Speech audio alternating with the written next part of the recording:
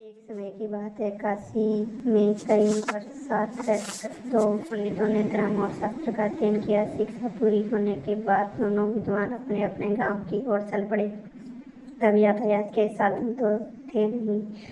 लोगों को एक स्थान से दूसरे स्थान तक जाने में कई कई दिन लग जाते थे। लोग दिन में चलते और रात में विश्राम करते। यह दोनों पंडित भी ऐसा ही कर रहे थे। एक दिन दोनों नगर के सबसे धनी व्यक्ति के यहाँ ठहरे। उसने उनको रहने की व्यवस्था की और फिर अपने लोगों से कहा कि दोनों महानुभावों के भोजन का बंदोबस्त किया जाए। इस बीच समय पाकर धनी व्यक्ति दोनों के पास पहुंचा और उसने चर्चा करने लगा। धनी व्यक्ति अनुभवी था। वह जान गया कि दोनों पंडितों में घमंड है, साथ ही दोनों एक दूसरे को मूर्ख समझते हैं।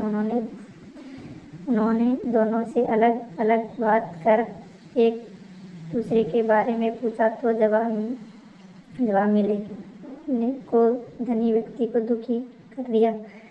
उसके मन के विचार किया कि दोनों काशी जैसी जगह पर वर्षों से अध्ययन करते आए हैं, लेकिन एक दूसरे का सम्मान नहीं करना सीखा। बहरहाल भोजन का समय हो गया था। धनी व्यक्ति ने दोनों को बड़े आदरपूर्वक भोजन कक्ष में बुलाया। एक की थाली में चारा और दूसरी की थाली में भूसा परोसा। यह देख दोनों पंडित आग बबूला हो गए। दूसरे गुस्से में आकर कहने लगे कि क्या हम जानवर हैं जो यह चारा और भूसा खाएंगे? धनी होकर तुम हमारा अपमान कर रहे हो। यह लक्ष्मी द्वारा सरस्वती का अपमान है।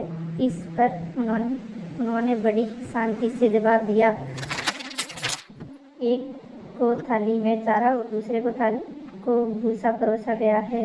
इसमें मेरा कोई कसूर नहीं। जब मैंने आपसे एक से दूसरे के बारे में पूछा तो उसने कहा कि वह तो बैल है। वहीं दूसरे से पहले के बारे में पूछा तो उसने कहा कि वह तो गधा है। आप दोनों में ही एक दूसरे को बैल और गधा बताया तो मैंने उसी हिसाब से चारा और भूसा थाली में परोस दिया।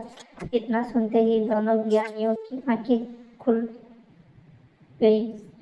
उन्होंने अपनी गलती का एहसास हो गया। उन्होंने उससे क्षमा मांगी। एक दूसरे के प्रति ऐसी सोच रखने के लिए खेद जताया। कहानी की सीख, व्यक्ति में कितना भी ज्ञान आ जाए उसे घमंड नहीं करना चाहिए, साथ ही दूसरों के प्रति बुरे भाव नहीं रखना चाहिए।